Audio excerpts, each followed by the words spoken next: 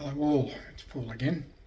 Alright, today's project, the IC-2KL power supply unit, which had faulty input relay.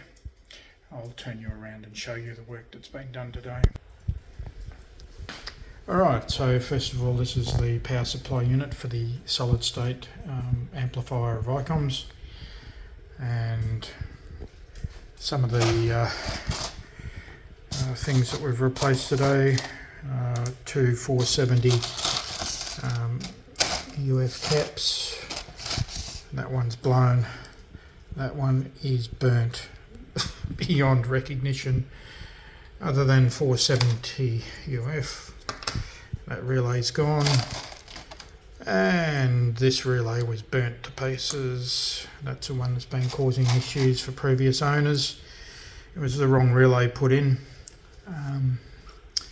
And that relay's been played with and the cap was removed. Let's see. Alright, so basically what I've done today is put in an external relay. The board underneath's been played with. It's been a challenge getting the wires and PCB right underneath there. So it's been repairs, put in a holder, PCB holder, new relay. I've stuck it to here with a double-sided tape.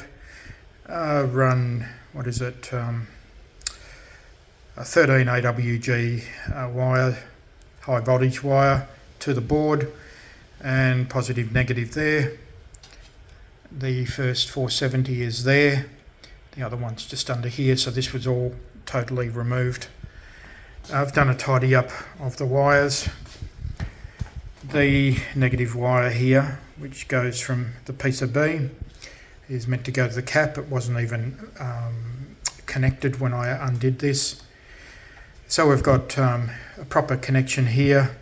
I've run the cable up through the middle, then wrapped the top wire around it so that it will never come out, and done the same with the positive side as well. And that's the work of today. The whole point of this is switching the 12 volt down the connection cable across the amplifier, not 12 volts, 58 or something, whatever it is, into the DC voltage into the amplifier to power it, and that should be all working now. Alright, yeah, look, didn't surprise me. That I knew about. Those I didn't. And a few other repairs. There was a whole heap of dry joints on underneath the board.